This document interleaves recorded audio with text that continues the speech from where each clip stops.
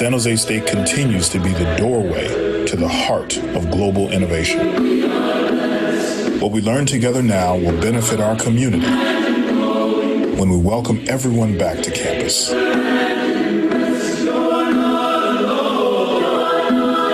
SJSU, Silicon Valley's public university.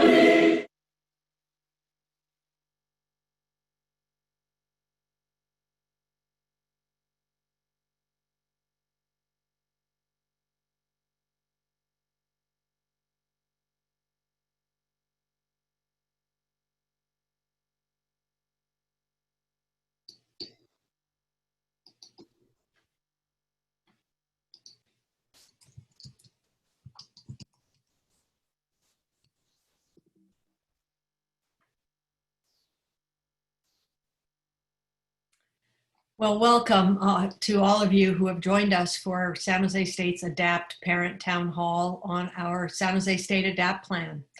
It's really important for us to be able to communicate directly with our parents and families, and we know how important you are for the success of our students. So we're very glad to be able to reach out to you in this virtual format and answer some questions that I know are very much on your minds. Before we get started today, I'd like to offer an acknowledgement of the land on which we stand. We acknowledge the land on which we are meeting today as the traditional home of the Puichon Ohlone speaking people and the present day Muwekma Ohlone tribe. The Puichon Ohlone were missionized into both missions Dolores and Santa Clara. The present day Muwekma Ohlone tribe is comprised of all known surviving Native American lineages aboriginal to the San Francisco Bay region, who trace their ancestry through the missions San Jose, Santa Clara, and Dolores, and the historic federally recognized Verona Band of Alameda County. In the Muwekma Ohlone language, Chochenyo, Muwekma means the people. Without them, we would not have access to this gathering. We take this opportunity to thank the original caretakers of this land. Now, I hope you've all had a chance to see San Jose State's Adapt website, and many details can be found there. Over the next hour or so, we will highlight some key aspects of our plan and address some of the questions you as parents and family members have submitted to us in advance and will submit over the course of this next hour. Now, as a community here in San Jose and indeed across our nation, we've all been facing tremendous challenges.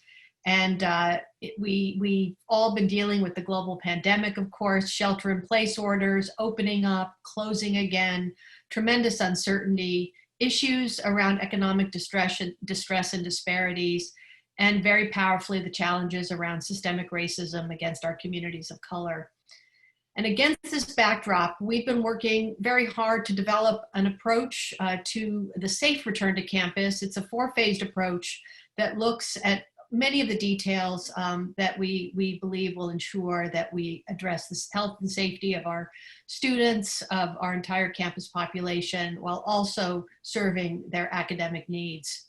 Now, we'll be presenting today highlighting San Jose State's hybrid model for teaching and learning for the fall semester. And of course, most of the classes will be remote, though a small percentage will be face-to-face or hybrid. But we'll also look at student life and university housing and spend most of our time here today answering your questions. So thank you to all of you who have submitted questions in advance. As I said, we'll do our best to answer all the questions, and we'll prioritize those that affect most, if not all, of our students and their families. We'll also be updating our online FAQs to address as many questions as we can. I want to emphasize that the approach that we've taken really focuses on the health and well-being of our students and the entire campus community. The event today will be recorded, and we do this so that we can post it online and make it accessible and available to all of you if you'd like to go back to it, and to those who couldn't join us today. It will be available on our YouTube channel and on the San Jose State Adapt website.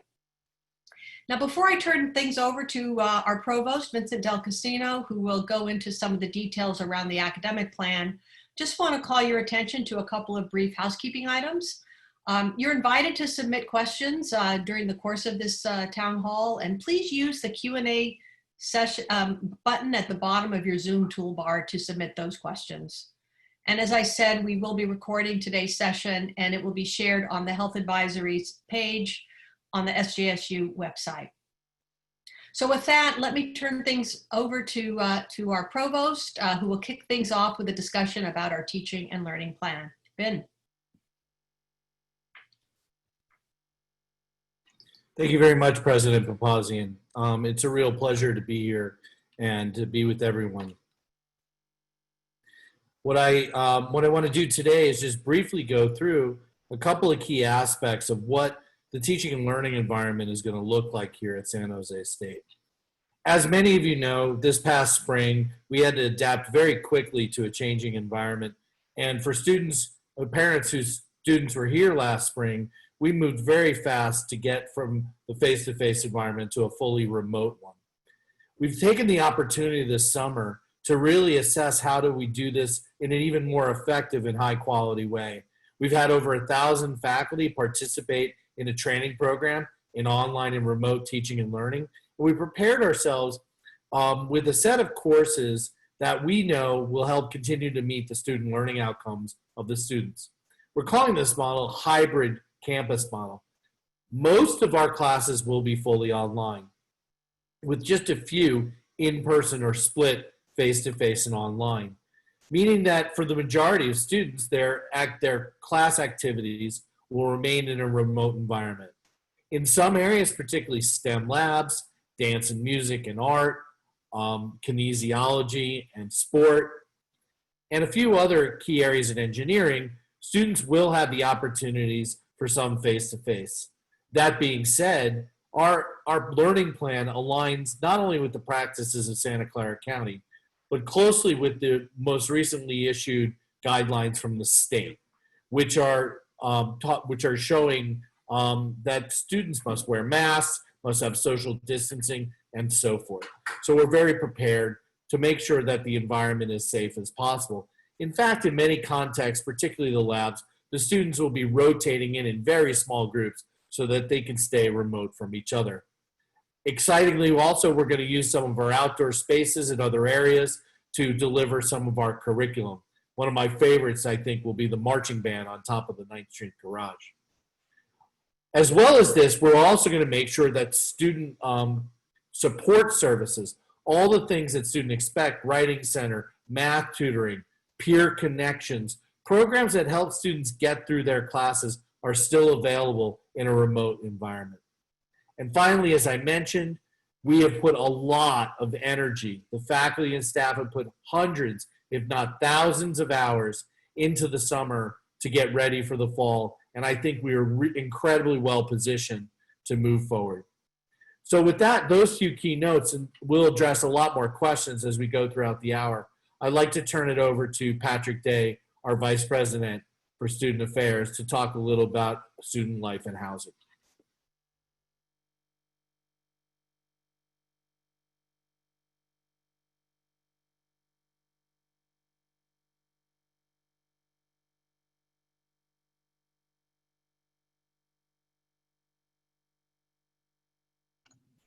So thank you, Van, and thank you everybody for joining in this call.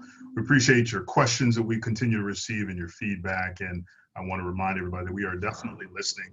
Let me talk a little bit about student life and housing. This is really going to be a continuation of what so many of you have experienced, so many of your students experienced in the spring, and then what many of you, thousands of you who joined us for our new student orientation program this summer actually already experienced. We're actually really looking forward to the fall. We are not turning down the energy in any way. As we go into the fall semester, we are actually looking forward to a very powerful and engaged experience for students. It will certainly be different. It will be primarily a virtual experience.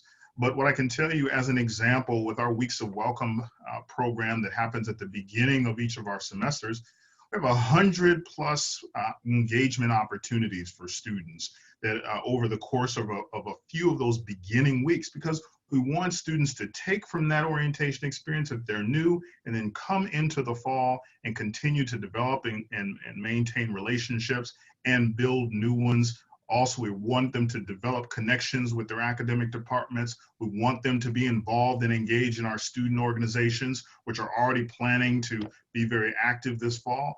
No question this will be different, but this is not going to be a semester where we are taking our foot off the gas in terms of creating the Spartan experience and making sure that people are getting connected. Let me say a couple of things about housing, because obviously this is a matter that we want to make sure that we pay a lot of attention to and that we adjust as necessary. So we're certainly continuing to offer housing on the campus.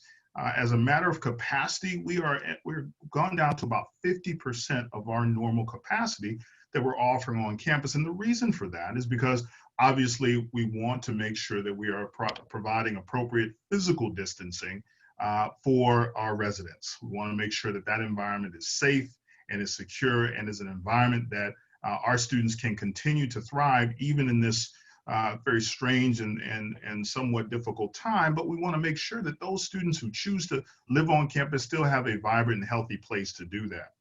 In addition to physical distancing, we will have additional cleaning happening throughout the halls, in the elevators, in the restrooms. So you're going to see a lot more cleaning than has previously gone on. So the requisite amounts have increased substantially from where we've been before, and that's going to happen throughout the day.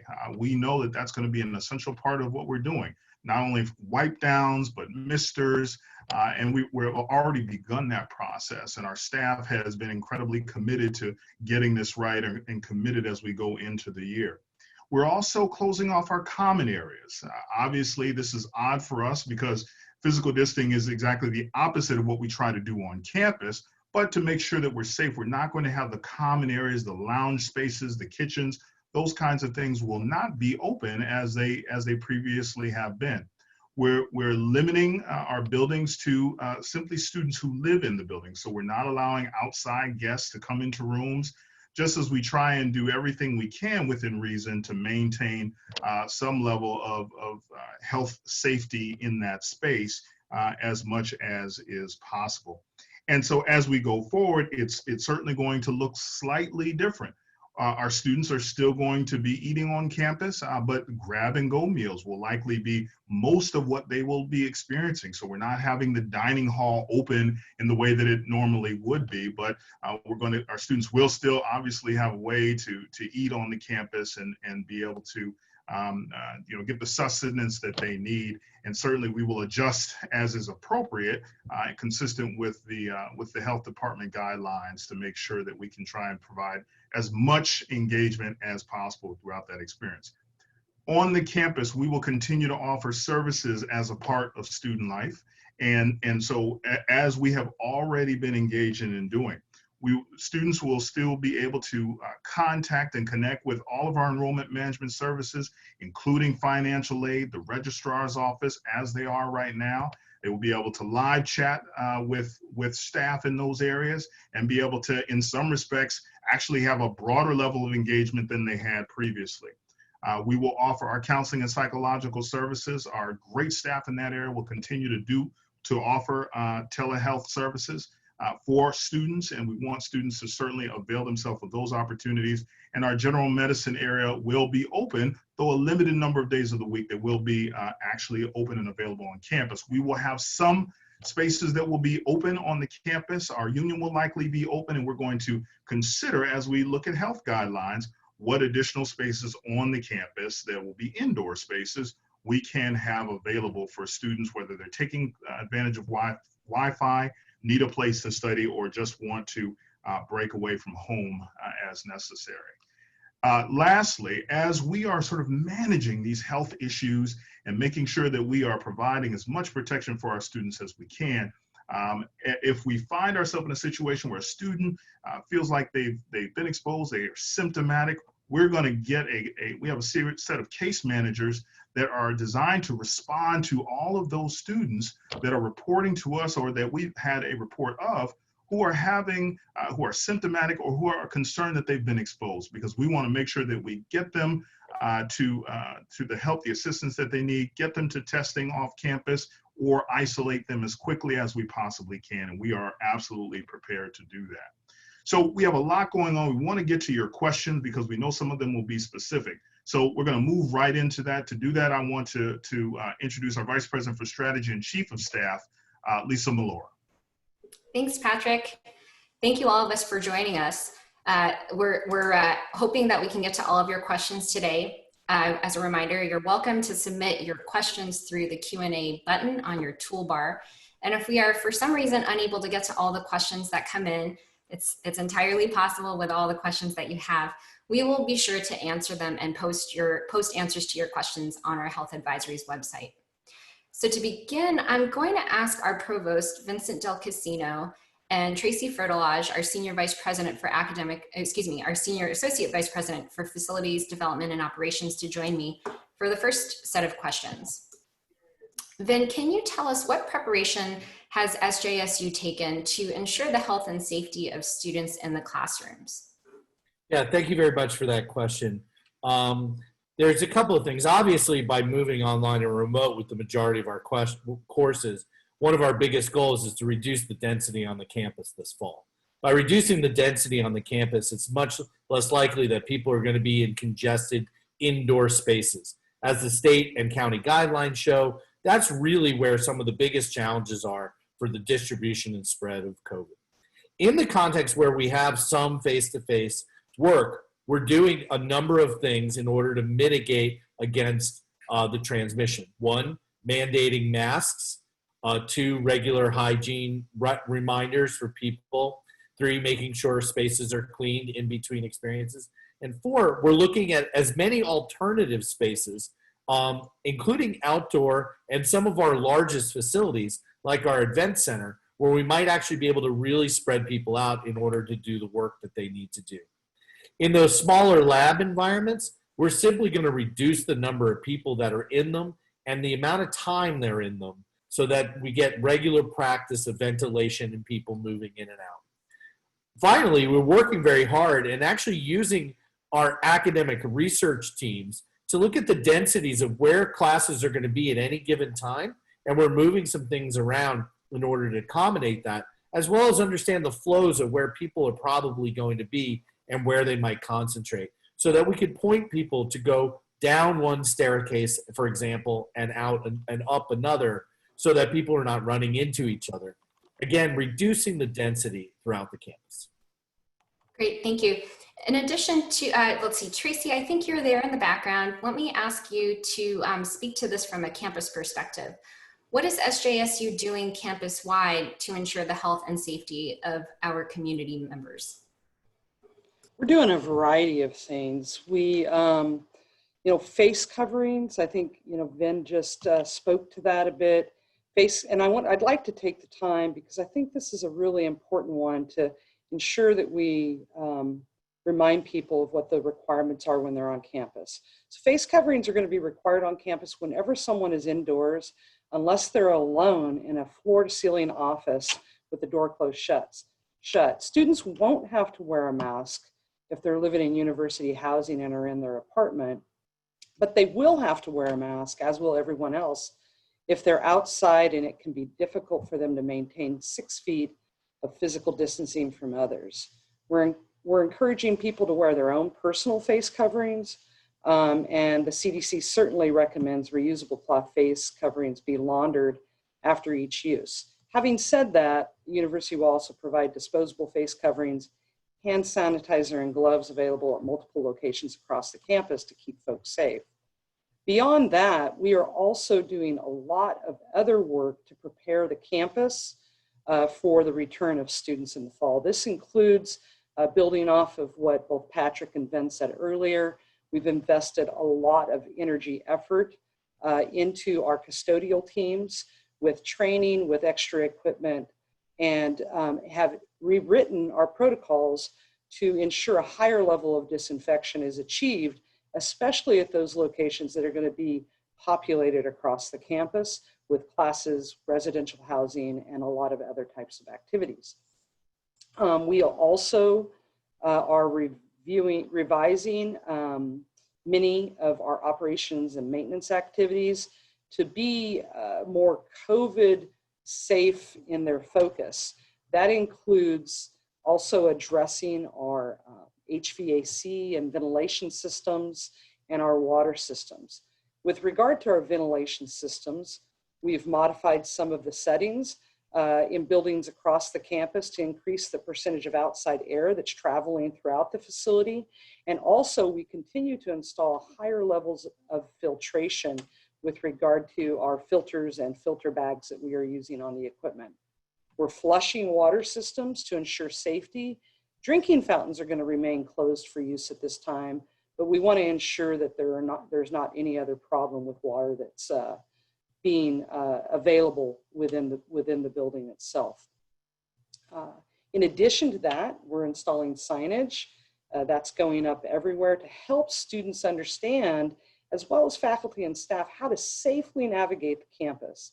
And that includes changing circulation patterns in buildings where it's possible, so that we limit the opportunity that people may have to come into close contact with one another, meaning with less than 6 feet. That means our students are going to encounter things such as stairs that only go up or down and limited capacity within elevators and restrooms. We'll also have signage out that will constantly remind people to maintain physical distance, to wear the face covering, as well as to queue up in areas where there may be a transaction counter or a service counter where someone is looking to pick up some food, trying to turn in a form, or to do other things. So I'm happy to also expand on any of that, Lisa, if you'd like. Okay, great. Well, why don't you stick around for just a moment. I'm going to ask Patrick Day, our Vice President for Student Affairs, to join us. And staying with the health and safety protocols, a question that I think a lot of parents and students have has to do with the residence halls. Residence halls are one of the most dense areas where students will congregate. And I think a number of people who are here with us at the town hall, Patrick, would like to know, what are the health and safety protocols in place for the residence halls? I think you spoke to this a bit, but the number of students who are permitted per room, whether visitors are allowed to come into the residence halls, and what the cleaning procedures are. Sure, absolutely. I'm gonna, and Tracy's best to answer the cleaning procedures because we've done so much work on this. But again, as I said, we're reducing density. So in real numbers, that's going to go from about 4,200 beds to a capacity of about 2,000 or so. And so what that means is we've gone from a situation where we had some students living in triples. That will no longer be the case. And now potentially each student will be in a single space. We're trying to minimize the student to bathroom ratio as much as possible, changing directions, as Tracy referred to, in hallways, making sure that flow is guided and different as it used to be, so we don't get the congregation, limiting the number of students who are able to get on elevators at one time. We are actually, as some of you already know, we are significantly managing the move-in times so that we have enough space between families that are coming into the building, into the property. And so there's going to be a lot of, and we are, as I said before, we are not allowing students to have guests come and visit them in their rooms in the building. And so there are a lot of additional sort of layers of health and safety that we're really adding to the space to try and make sure that it works. In addition, if we do find ourselves in a circumstance where we have a suspected case or confirmed case, we're certainly going to get those students as much assistance as they need. We have a 3-tiered quarantine protocol that begins with quarantining students isolating students in their room. If that makes sense, if there's a suspected exposure, it may escalate to moving a student to another location. We have a bank of rooms that are set aside specifically for quarantining. And then tier 3 obviously would be moving a student to an off-campus location if that was warranted to be necessary. All of this is done in consultation again with our FD&O area, our custodial staff, our facility staff, but it's also done in consultation with our medical director on campus. And so when I mentioned that case management team, our medical director leads that process and works with a cross-sectional group across the campus so that we can make sure we're responding to students in lots of situations that may need some assistance. That's great. I think there's a follow-up question to this, Patrick, and it's really if it turns out that a student who is living in the residence halls tests positive, is there going to be someone who checks on the student to make sure that they don't then become critically ill? Absolutely, and this is exactly what the case management team is about. Is not just, hey, we found a student that has COVID and we're sort of checking a box.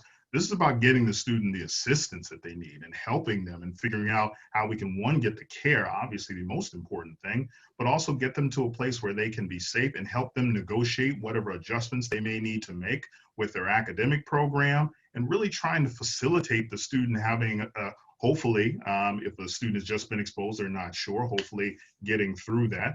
But if a student has been exposed, getting them the kind of care that they need in consultation with medical professionals, but it's certainly to help them through the process. They remain a Spartan, and we're going to treat them as such.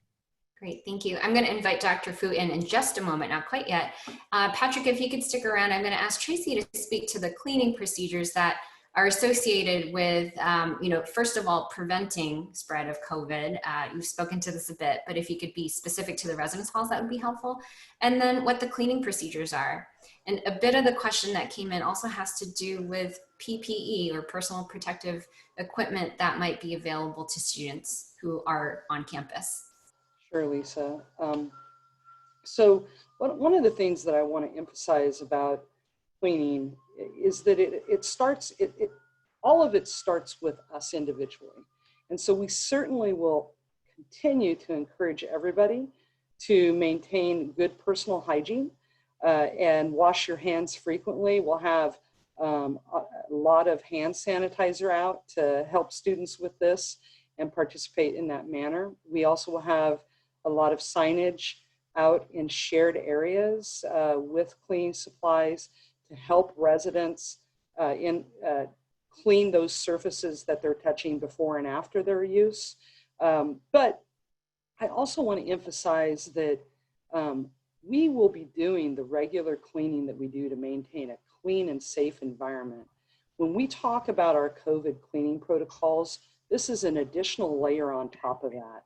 So in addition to everything we normally do, or that your student would have expected, or that they have encountered in the past when they lived in the residence halls, we will still be doing that everywhere. The difference is that we will be touching all of those high touch surfaces that they encounter multiple times a day, and all shared spaces will be cleaned much more frequently and using different types of equipment designed to achieve a higher level of disinfection.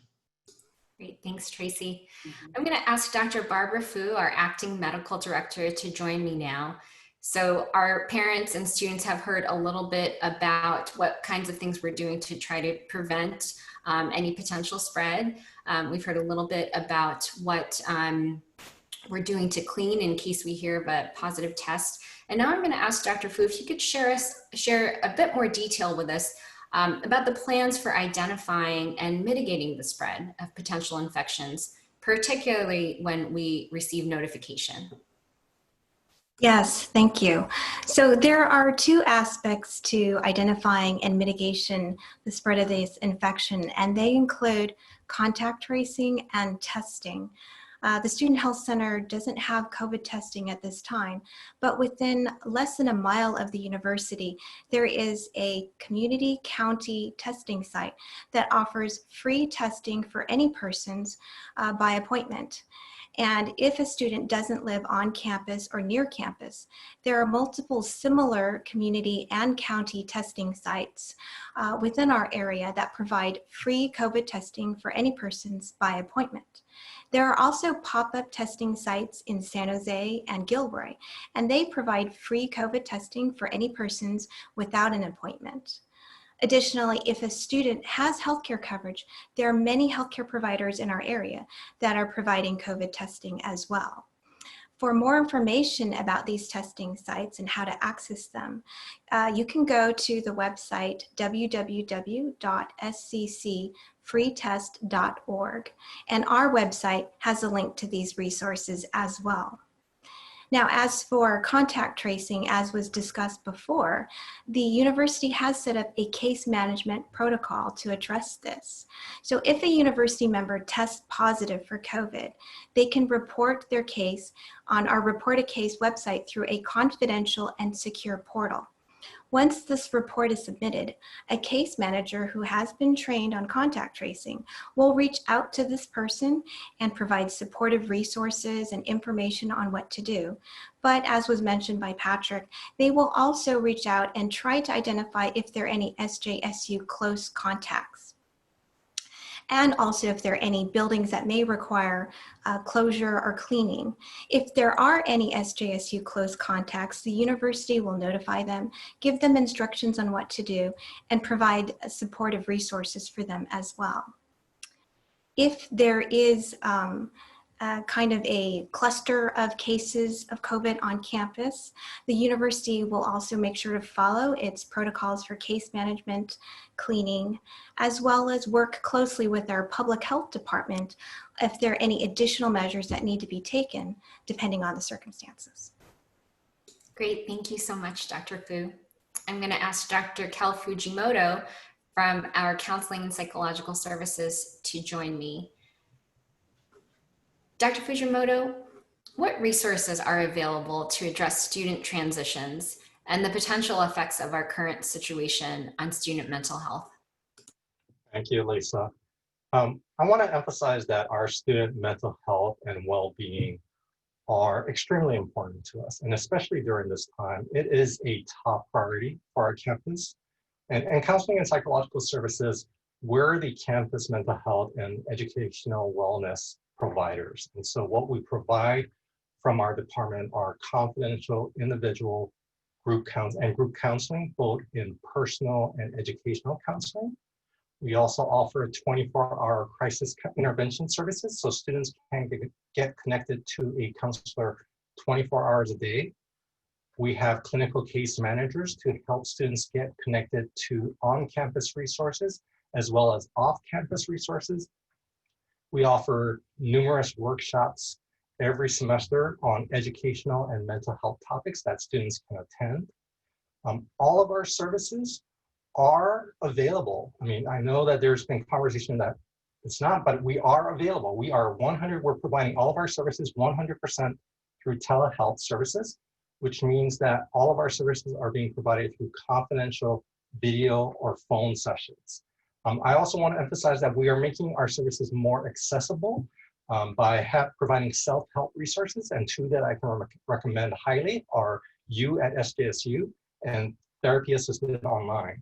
Students can access all of this by calling our main line, or by emailing us at counseling.services@sjsu.edu. And the last thing, if I can say one last thing, is that, mental health is really a community effort. And so I've said this numerous times, it takes all of us to care for the community, and it also includes parents as well. And so we welcome all of the help that we can get to help our students in mental health and well-being. Thank you so much. I'm going to ask Vincent Del Casino, our Provost and Senior Vice President for Academic Affairs, to rejoin me. Vin, with all the challenges we are facing, including moving to distance learning, how does SJSU plan to maintain a high quality of education for students?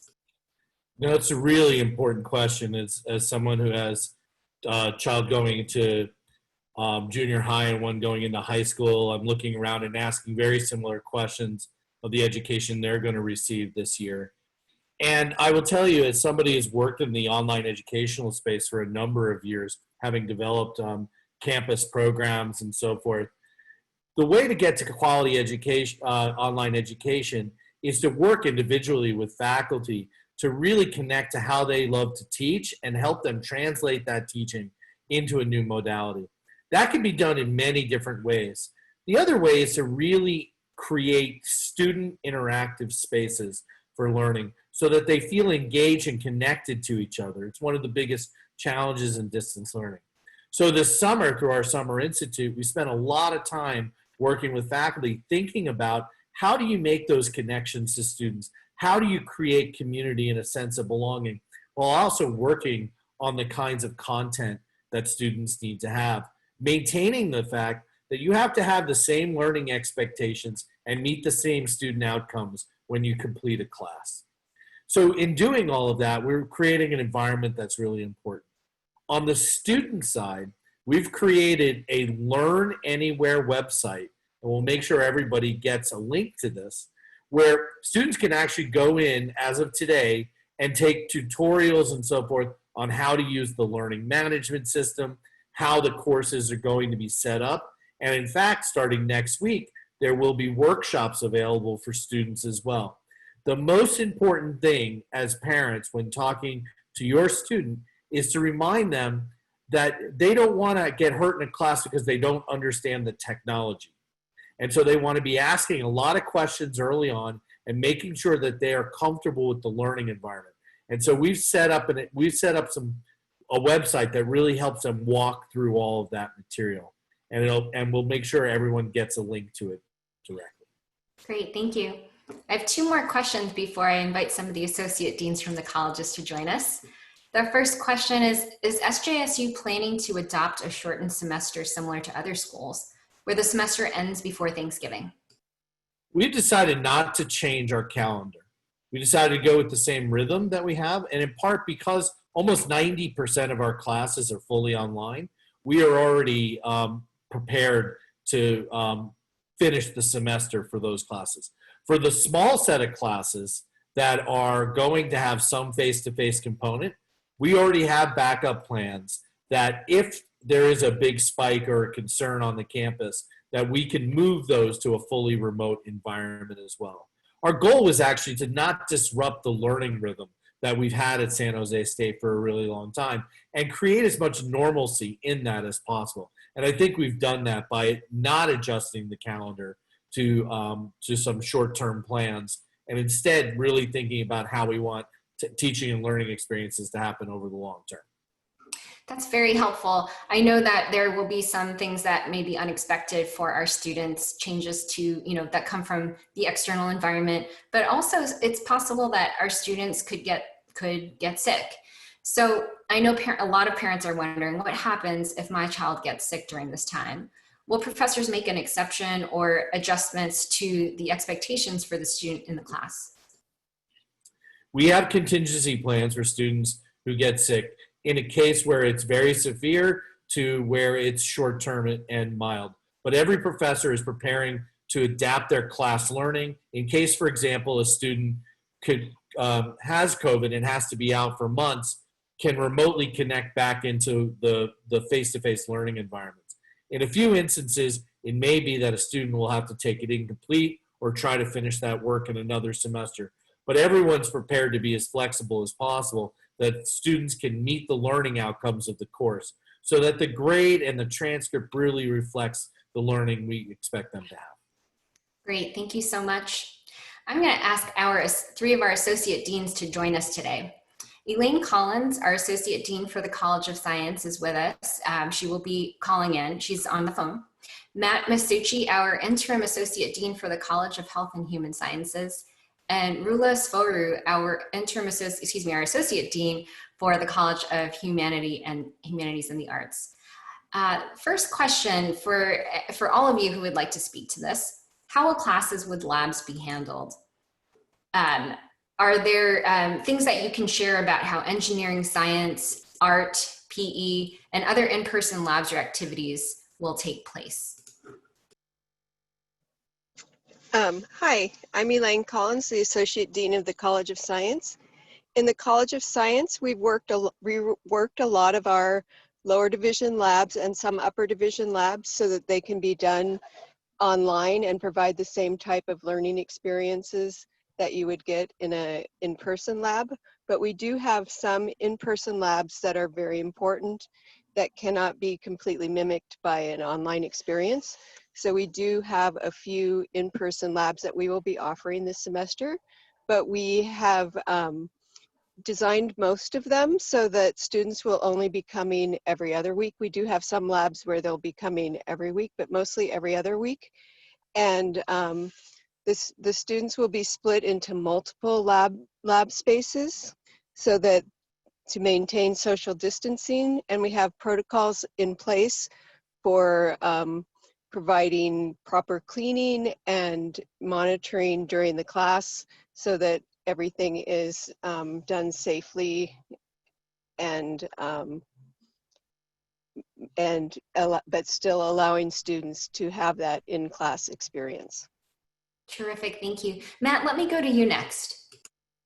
Hi, sure. I would echo what Elaine mentioned, and we have a couple of different options. One is we also spent some time and resources to pivot our classes to online lab experiences by leveraging some really exciting technology. We're able to do simulation experiences that are very robust and allow for student and faculty engagement.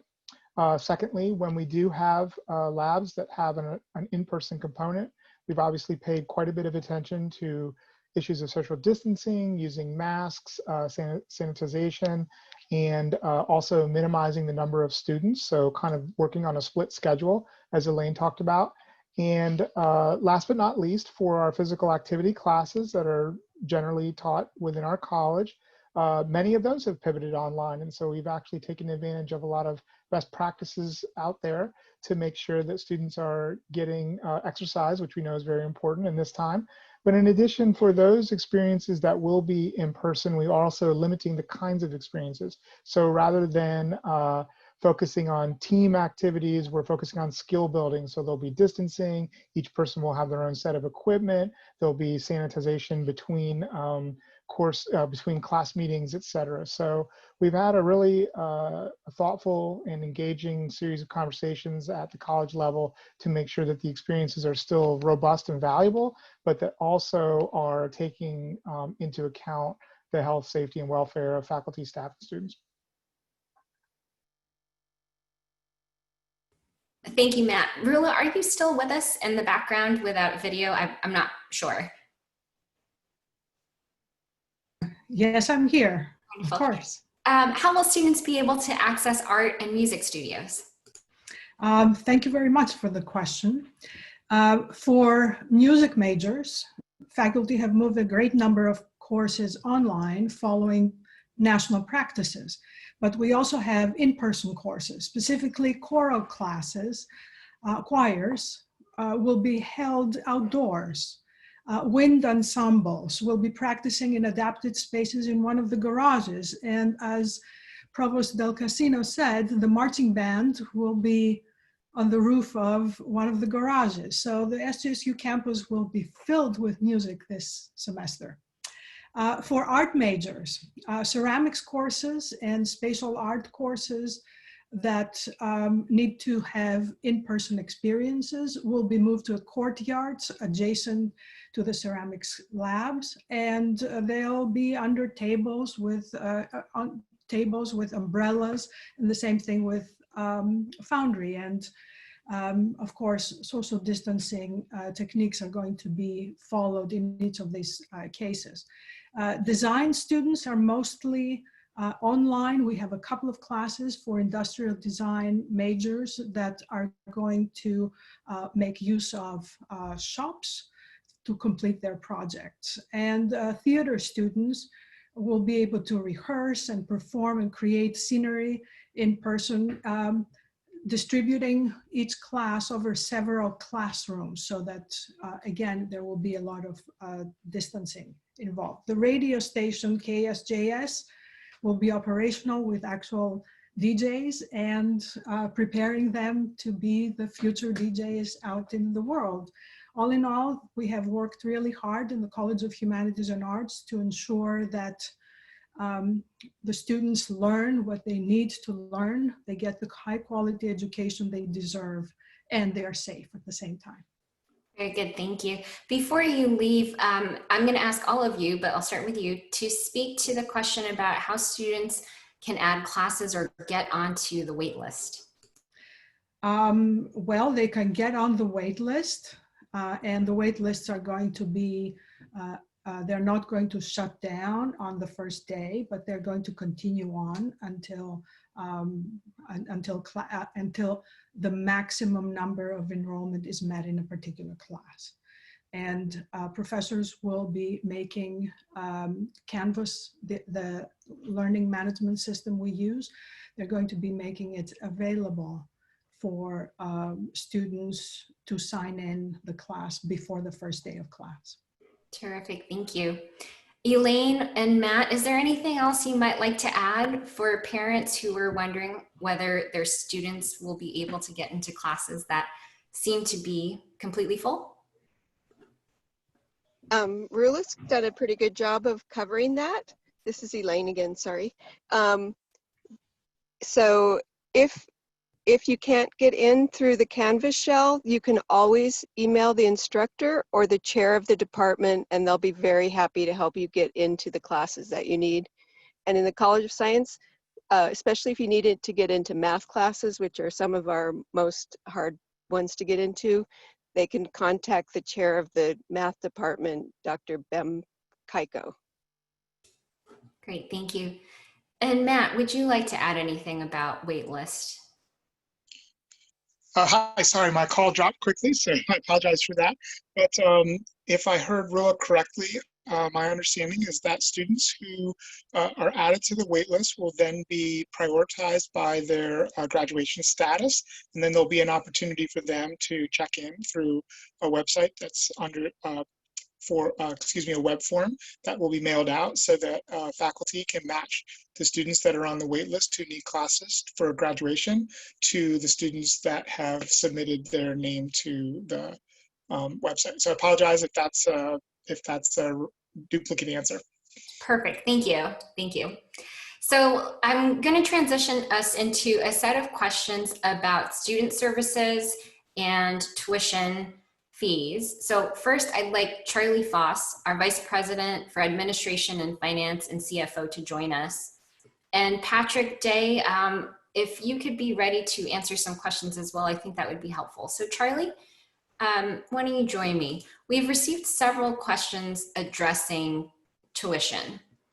If the majority of the classes will be online, why am I paying full tuition and fees for on-campus services for my child to attend SJSU?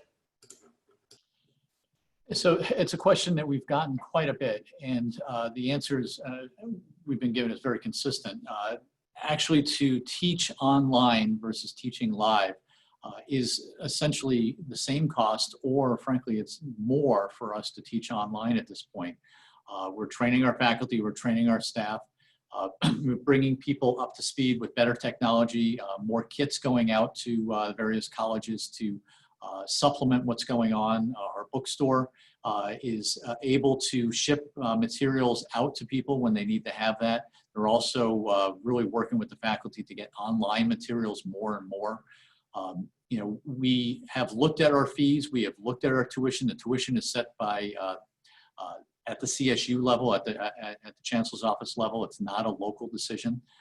Fees are sometimes a local decision, and most of the time the fees are going towards debt service and staffing, and all that debt service is happening. The buildings are being opened, they're being used, and the staffs are appropriately working in those buildings. Great, thank you. Patrick, can you join us? I think that a very closely related question is, you know, with all of the tuition and fees that parents and students are paying, what additional student services are available during this time?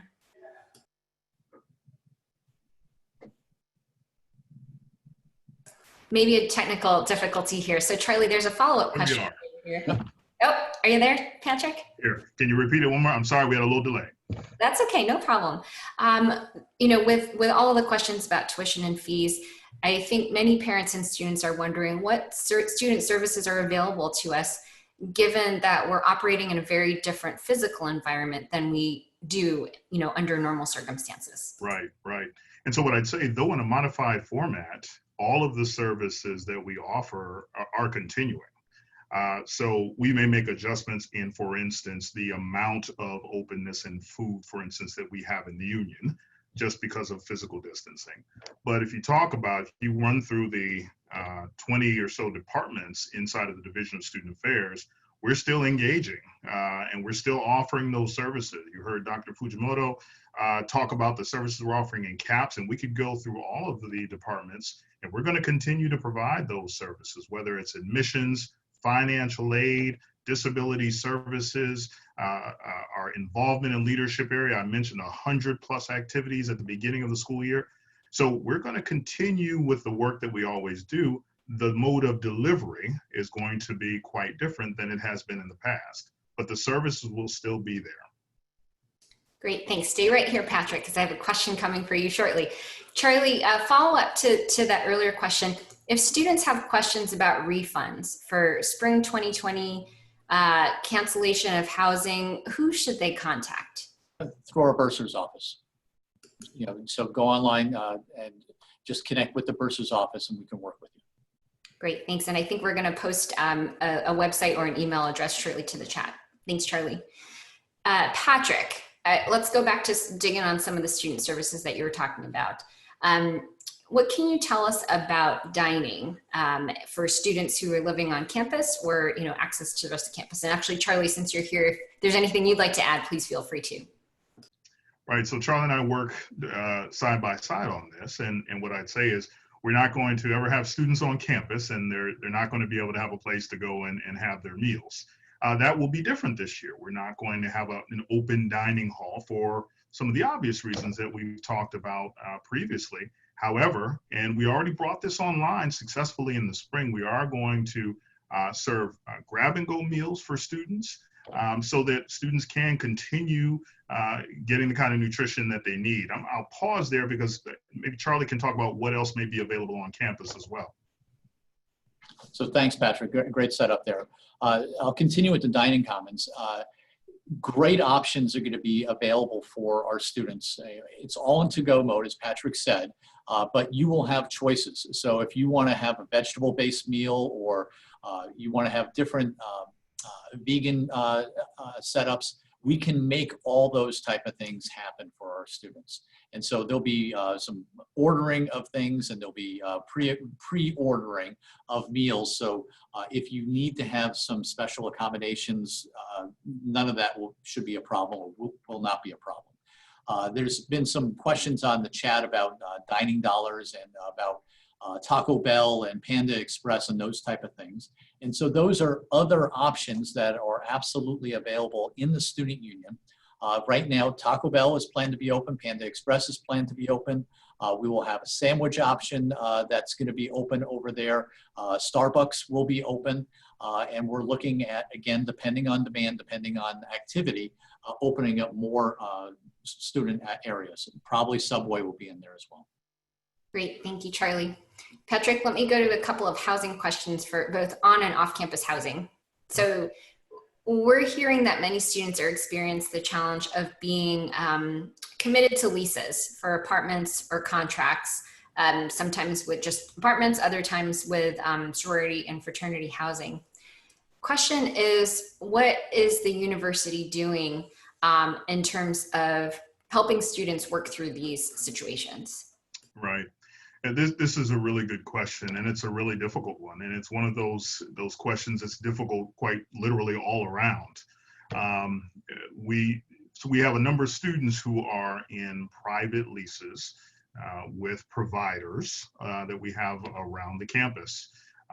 And that's an important part of our community. It's an important part of what allows students to be at San Jose State. But in a moment like this, what we are finding is that many, and it's not just in San Jose or around San Jose State, it's happening all over the country. And this is a real challenge because of obviously the revenue obligations and the expectations that these private providers have. So I've talked with a number of students. And our student government president has been great at really sort of getting us involved in bringing this issue to our attention. We've talked to a number of providers of housing about what kinds of options and how they can try to work with some of these students. I will say this is likely there's not going to be easy answers, but what we are beginning to see is some providers potentially waiving some of the, for instance, change fees. So some interim step that allows students a little bit more flexibility. But because these are private owners, there's not an enormous amount that we can do. However, we are willing to have the conversation and see if there are ways that we can help our students. We had a lot of students who decided that it was going to be in their best interest to depart from our residence halls last spring. And we certainly did provide that release and those refunds, but we're in a different position to do that. But that's a real challenge for us even as well. So, we're trying to be as understanding as we can. This is a very difficult situation for our students. It's also difficult for our providers. And we're trying to work with them, with our students as much as we possibly can, because this is a tough time. It's a perennially tough time for everyone in our community. Great, thank you. Stay right here, Patrick. I'm going to ask our Chief of Police, Gina DiNapoli, to join me and you to speak to safety issues. And I think here the context is that parents and students recognize that we have fewer people than we might normally on campus and in the neighborhoods. And so the question for you, Chief DiNapoli, is what is SJSU doing campus-wide to ensure safety for students, faculty, and staff who are living on and around campus? Thank you for the question, and good afternoon, everyone. For the University Police Department, we're not doing anything differently than we did before. We're still providing for the safety of all the students in our campus community. What I would say is we'll probably have more staff dedicated to doing building checks and making sure that the surrounding neighborhood is still staying safe. Because we have had a smaller campus community and some buildings that have not been occupied, it's been a priority for us to go around and make sure that it's still safe, that people aren't breaking into these buildings, and that it's still a campus that people will want to come onto and know that they don't need to worry and it is a safe place. The whole idea is that we can keep this campus safe and it be a learning environment that the students can enjoy and not have to worry about. Thank you. Please stay here for a moment. Patrick, can you say anything about what measures Residence Life and Housing have taken to help students understand how they can protect themselves, their safety and security? This might not really be all that different from what we've done in the past, but I think it's something that might be worth sharing with our participants in today's town hall. Sure.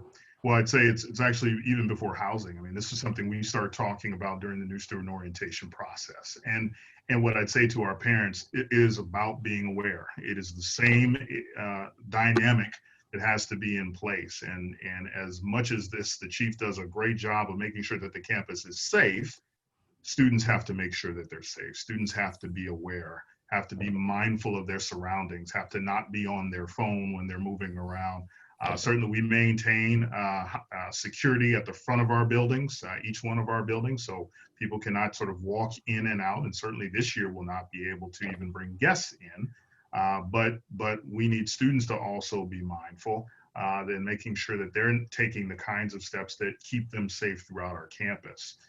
We want students to communicate. If they see something, we want them to say something. It is those we want that to sort of ring familiar with them. We want them to know, hey, that doesn't look right. I need to call UPD and say, hey, I just saw something that makes me uncomfortable. Or to communicate to a staff member. We want to know what's happening on our campus, but we absolutely need students to be very aware and just mindful and thoughtful about when they are and where they are in different places around the campus. Great, thank you. And I'm going to ask Chief DiNapoli to tell, what advice can you offer to students as they plan to return back to campus? And part two, who should students contact if they have concerns as they're moving about? How do they reach UPD? And what kind of information should they plan to share? Well, all around campus, we have blue lights. You'll see them everywhere. They're in the buildings, they're outside of the buildings. If there is an emergency, go to that blue light and it will go directly to our dispatch center. What I would tell students is when they come on, please put our number into your phone. Even if you never have to use it, at least it's there. So 408-924-2222. And that will get you directly to our dispatch center. And it's actually faster than dialing 911. But remember, this is only for on campus. And if you do get an emergency, then of course dial 911. But we still have, and if you go to our website, you'll see all the services that we offer, but we still do have the shuttle service. We still do have an escort service. So if a student is there late at night and doesn't feel safe, please just call us for an escort. And we are happy to stroll along, get to know your student, and make sure that they are getting where they need to go safely. So please, that's what we're there for. We're there to serve your students, and that's exactly what we want to do. Thanks, Chief. If you could stand by just in case there are any other questions, or just be at the ready to join us back by video. I think for right now, we are done with some of the safety questions for you, but I'm going to go back to Patrick and ask if you could reiterate the number of students who will be sharing a residence in the dorm. I think the question is really how many students will be permitted to share a room? Sure. So right now, it is likely that each student will have their own room. Let me go back. I want to make sure everybody understands this. We determined that we were going to go to a maximum capacity of 50% of what we normally have, and which would be about 2,100 beds.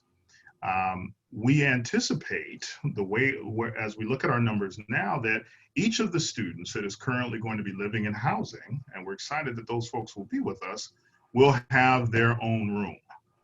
They won't all have their own restroom, but a large portion of them will have their own restroom. And even for the ones who do not, we are limiting even the number of students per sort of public, if you will, or group restroom. We're limiting the number of students who would use a particular restroom.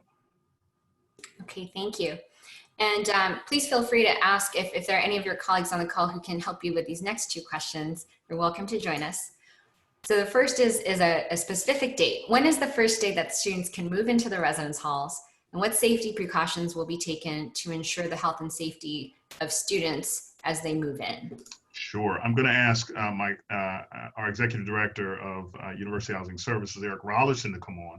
But let me talk a little bit about moving in while we're bringing him in. So we have 30-minute blocks where families will be able to move in. And the reason we do that is because it's a different type of move in. So we're not going to, be sort of right next to each other, moving in and piling in the elevators. This is going to be a different style, and this is consistent with what we did in the spring as people were moving out, making sure that we provided sort of space, appropriate physical distancing, so that one would have an appointment time within which they would, in this case, move into the buildings, so that we can make sure that we're, one, going behind and cleaning when necessary in elevators and such, but also just giving families a little bit of space to be able to, between one another, to be able to bring all their things into the residence halls. I'll let Eric talk the specific date. Hello, everyone. Move-in starts August 15th, and we're going to have a 4-day move-in process. So move-in will be August 14th, 15th, 16th, and 17th. And everybody can go online on our website, make that 30-minute appointment, and we'll be happy to assist you. We'll have carts available.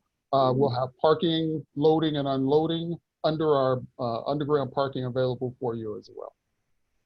Eric, I realize that we have 30-minute blocks. Yeah. If someone isn't able to move in that period of time, what will happen? And maybe another way to ask that question is it possible to increase the amount of time for moving in? You can. We're trying to do the 30-minute block so that we can get everybody in safely, right? We're spreading out the appointment times, and we're making as much time available. If you need the extra 30 minutes, that's fine. All you need to do is contact our office, and we'll try to accommodate that request. Thank you. Okay. Now here's a wait, don't go away. I've got another question for you. Okay. Now, if students opted out of housing for the fall, yes, will they be able to opt in after winter break? So if you are a returning student, meaning if you lived with us last year and you did not return because of COVID, we are going to prioritize those individuals getting back in the hall. If you are a first-year student, it will be a regular application process. Now, in the spring, we don't anticipate having a difficult time housing anyone because we are at such a low occupancy right now. So if you want housing in the spring, you will be able to get housing in the spring. Thank you. Okay, that was my last question. All right. Okay. Thank you. So I have a question next about some of the facilities. And so this question, Patrick, if you could get us started, and then I'm going to ask Vincent Del Casino, our Provost and Senior Vice President for Academic Affairs, to jump in. Will facilities like the Student Union, the Spartan Recreation Aquatic Center, the library, and the bookstore be open for access during the fall semester? Right. Well, we don't know is the answer to that. It is likely that our union will be open. But let me start off by saying we actually have plans ready to go for opening of all of our facilities. And so we were ready to execute sort of all or part of the student union as we did in the spring. We kept that open, or kept parts of that open.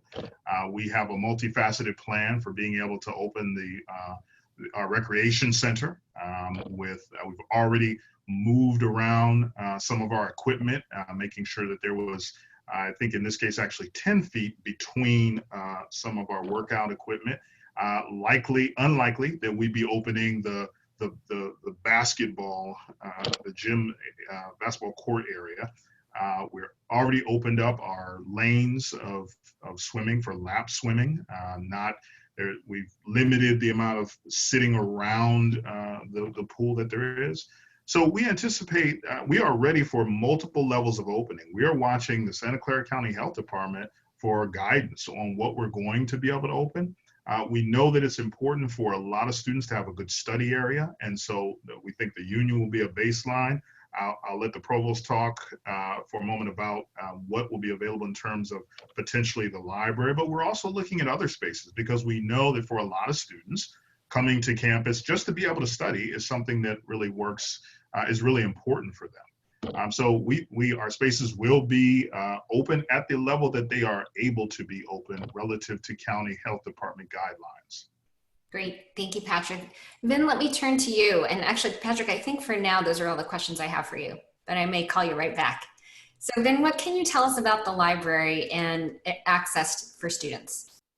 Well, there's two levels of access that we're talking about. The first, of course, is access to the materials, to the staff, to the resources of the library. Well, those are available as much as humanly possible remotely right now. But in addition, we are planning on distributing access to the various contents of the library, the physical books and so forth.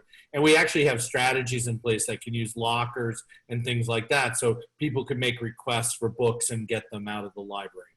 We're working on right now a plan, as Vice President Day has pointed out, to look at the various spaces of the campus and how open they can be within the context of county and state guidelines in order to provide opportunity. The nice thing is we have a lot of outdoor space on the campus that will also be available that's got access to Wi-Fi and so forth. So we're hoping that students will be able to take advantage of a mix of those services. But as soon as we have firm knowledge of where we are in relation to the library, we'll let everyone know. Great. Thank you, Vin. Thank you, Patrick. Charlie, could you rejoin me? Charlie Foss is a Vice President for Administration and Finance and our CFO. And I think the burning question about the bookstore is, how will students purchase books? Will the bookstore be open? So frankly, you could use the bookstore, you could use Amazon, whichever is most convenient. We find that our bookstore will match the prices over at Amazon, has similar capabilities. We'll ship to your homes, we'll ship to the dorm. You can come by and pick it up. You could schedule an appointment to do that. So all of the options that you can think of are available with our bookstore on campus. Great, thank you. Okay, Patrick, Charlie, I'm gonna ask our our Associate Director for Financial Aid to join me for the next pair of questions. So Lucy Serrato-Lager, our Associate Director, two questions for you. The first one is about financial aid. When will financial aid support be available? And have university-based scholarships been extended to students already? So our deadline for scholarships ended in April, and the determination for that will be coming out shortly on the scholarships. Most of the awards have already been awarded. At this point, funds will disperse the first week of school and pay any outstanding fees that students have beginning the first week of school. Great. So I'm sorry, I'm not sure if I heard you. So any university-based scholarships that have been awarded to students, do students know about them already? Have they been notified? No, students have not been notified. They will be notified shortly. Thank you. And then perhaps you can start to answer this question. And Patrick, you can speak to this as well. It's really about student employment. How will students be able to access work-study opportunities if there are not enough job opportunities to work remotely? Yeah, well, Lucy, let me actually have you come back and talk a little bit about the work-study process and how students access the work-study opportunities. And I'll talk a little bit about the student employment picture broadly. So for work studies, some employers are hiring students to work remotely. If a student goes online to the Career Center site, specifically it's called Handshake, then they can search for jobs that we have available on campus. And there are jobs available both on and remotely off campus. So, thank you, Lucy. So what I'd say is that our student employment picture, we are going to continue to have student employees. It will look a little bit different. Many of our student employees have been our front desk kind of greeters and things like that. That hasn't been the extent of it, but a lot of our student employment is that. It is really based upon a face-to-face modality. So we anticipate that we will have some decline in those roles. We're still going to have a number of students who are employed through the campus. There's still a lot of additional student appropriate work that we will need students to really help us with, whether those are mentoring kinds of experiences, working with new students, a whole range of things that students will continue to be employed in. And so what I would recommend for students to do, and certainly for parents to tell students to do, is to have them contact if they had a previous employer and really ask them, hey, I wonder where we are with my employment. For new students, if they're looking for opportunities and they made connections during new student orientation, please reach out to people via email. People are still here, they're still remaining connected, and let's see if we can find some kind of an opportunity for you, because we know this is an important part of the student experience. Very good, thank you, Patrick. Patrick, I'm going to shift our attention to Bob Lim and have a pair of questions for Bob. Bob Lim is our Vice President for Information Technology and our CIO. And Bob, I think a lot of parents would like to know what information technology resources and support are available to students, and how do they go about accessing those things? Sure, thank you for the question, Lisa. In anticipation of fall start, we've actually started working very closely with all the colleges on our campus to make sure that we acquire all the equipment that our students will need. And some of those equipments are like laptops, hotspots, mics, and cameras. So if any students that need to be able to access any equipment, they can call our equipment loaning office at 408-924-2888, or just go to our SJSU Work Anywhere website, and you can go ahead and reserve your equipment there. Great, thank you, Bob. And one other question. Have you, over the time that we have had students, faculty, and staff working, teaching, and learning remotely, what have you observed about the most common challenges that our community has faced, and how have you helped solve for those challenges? Thank you for that question too, Lisa. I think one of the biggest things that we've learned is that the technology that students have at home or faculty have at home are not necessarily the same technology that may necessarily have on campus. So we realize that as the learning modality has changed, where you're now learning and working from home, we've actually adapted that process also, where we're now providing remote support, so you can remote support for your home equipment and your home network. Great, thank you, Bob. On this particular issue, I'm actually going to transition to Vin to speak to this from the academic affairs side. So Vincent Del Casino is our Provost and Senior Vice President for Academic Affairs. Can you say whether there will be accommodations for or flexibility for students who experience technical difficulties through no fault of their own?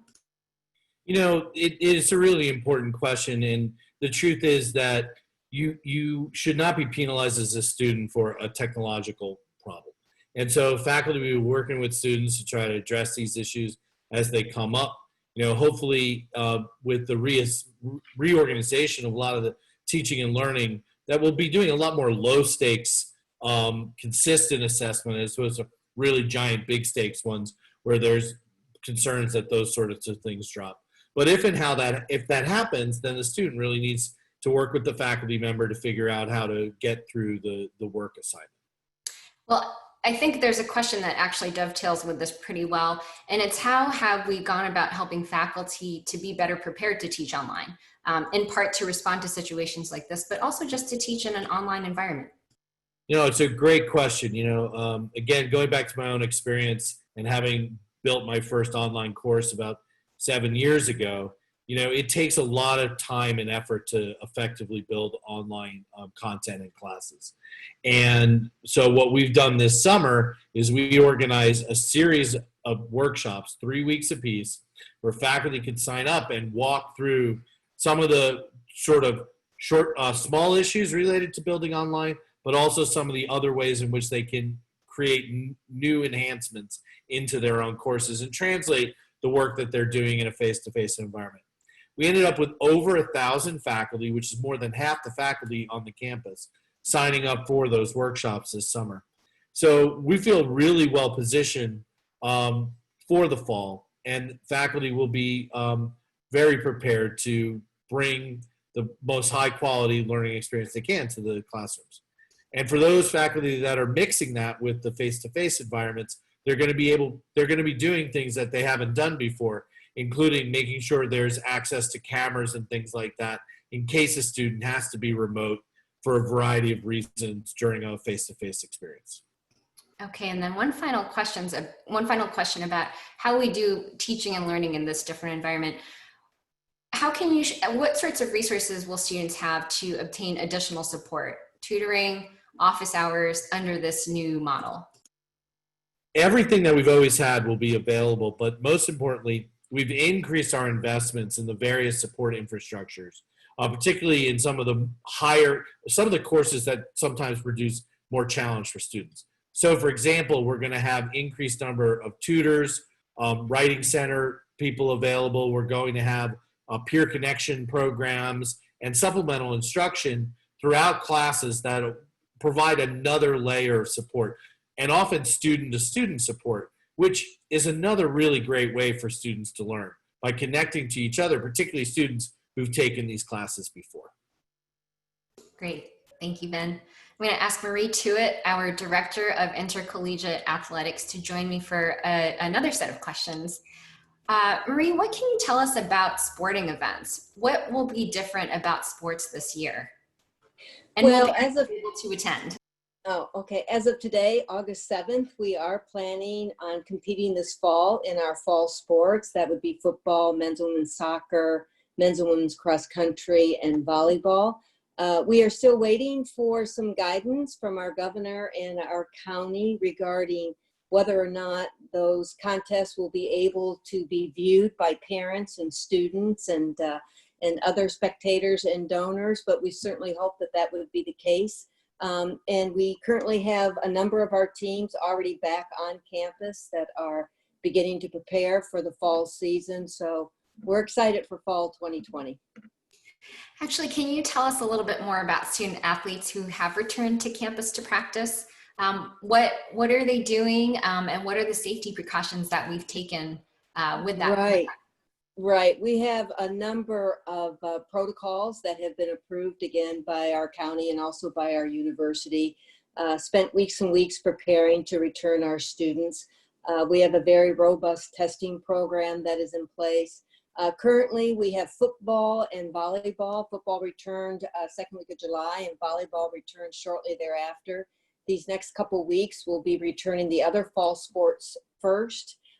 And then our remaining, we have 22 athletic programs. Our remaining programs will start repopulating slowly after school gets started. Great, thank you.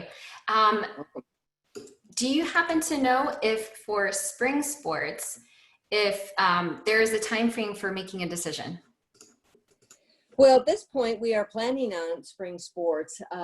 There's no reason for us to believe at this time that we wouldn't also be having a pretty robust spring season. Certainly as we go through the fall, and hopefully our county and our state will get healthier every day. We'll have some direction regarding not only our spring sports, but also our winter sports. But at this time, we anticipate all of our programs competing sometime during the 2021 season. Great, thank you, Marie. You bet. Okay, Then I'm going to ask you to join us for our very last set of questions. And it is about how international students are coming to SJSU. So first, F1 students can now take fully online courses. Can they take classes from their home country? And if so, will their visas be affected? So currently enrolled students who were with us last year can continue to take classes fully online, and they can be at home and abroad. So that legislation has continued through the end of the fall semester. How many units does an international student need to be enrolled in for fall 2020? You have to be full-time status, which for an undergraduate is 12 units. For a graduate student is 9. And then do you happen to know, can students take classes online and return to the United States while maintaining their F1 status? So under the current guidelines, if you return to the United States, you have to have some face-to-face or hybrid experience. So if you're going to be returning to the United States, we will work with each individual student to make sure that they have on-campus experiences as part of their fall schedule. Wonderful. One final question. You know these answers. They're very technical. Will students of the special session program choose hybrid classes in fall 2020? And if yes, will we get a new I-20? I believe everyone has to get a new I-20 as part of the process, and we're working with every single student right now to make sure that gets processed in time for the start of term. Wonderful. Thank you, Vin. So at this time, as we start to close out our town hall, I'd like to invite back Patrick Day, our Vice President for Student Affairs, to close our program. And at this point in time, I'll just remind everybody, if there are questions that we weren't able to get to, we will get answers to your questions and post them on the Health Advisory's website. But questions that you asked anyway and that we answered, we will also make sure to put those into print and share them on the Health Advisory's website. Thank you for being with us. I want to say again, thank you to everybody for taking the time. We're going to continue to be listening. This is not one of those times where we make a number of announcements and then we're done. So things are evolving even as we're on this call, and we're going to continue to evolve to make sure that we have a safe and successful fall. I want to take a moment and remind everyone about invite you, first of all, to get connected to our parent and family portal. You'll see it on the screen. This is a way that we can communicate directly with you as parents, and it's something that we continue to build out. And quite frankly, we'd like to invite all of you to sign up with this parent portal so we can make sure that we have a direct way to get you information that may be specific to you as parents.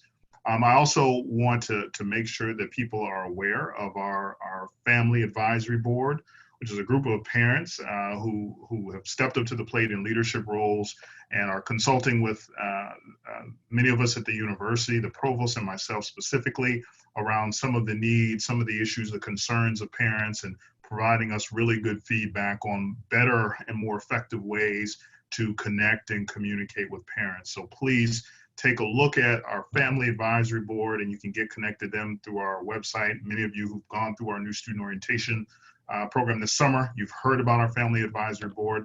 This is really a wonderful time to stay connected. And I think one of my staff members, Deanna Cisneros, is posting that right now, so you have information about our Family Advisory Board. So please stay connected with us. This is going to be one of those times that we are going to need to be connected, and we're going to need to partner with you. So we need you to remind your students, encourage them to make sure that they are safe and engaging in the kinds of behaviors that will allow us to be successful. And let's keep talking, let's keep communicating. We've got a lot of questions that have come up. I'm sure we didn't get to all of them, but we will endeavor to respond to the questions that you've raised as well. So please don't feel concerned that if your questions didn't get answered, that we will not answer your questions. We'll just find a different way to answer those questions. So to really close us out, I want to invite back our president, Dr. Mary Papazian. Well, thank you, Patrick. Thank you to our entire team here at San Jose State, but most especially thank you to all of our parents and friends who have joined us for this webinar, this town hall. I'm a parent as well of a college student who is trying to navigate what the fall will look like. So I very much feel, you know, and have sat in your seat. It's tough. There's so much uncertainty. We hope we've at least given you avenues to find some answers to questions that you have. And please continue to be in touch with us, as Patrick and the others have indicated. Our commitment, I just want to reiterate, is to the health and well-being of our students, and also to ensuring that they have a high quality academic experience that moves them closer and closer to their goals and allows them to reach the aspirations that they've set for themselves. This is a very difficult time. My hope comes and my optimism comes in the quality of our students and their commitment to doing what they need to do to pursue their education. And it's our commitment to you to be sure to be able to provide them the support they need, to provide you the answers that you need, and the confidence that we are taking very seriously the health and well-being of each of our students, and that we ensure that they're in a position to thrive. So I look forward to the time when we can all be together in person, but in the meantime, please do stay safe and stay well. And again, thank you for joining us today.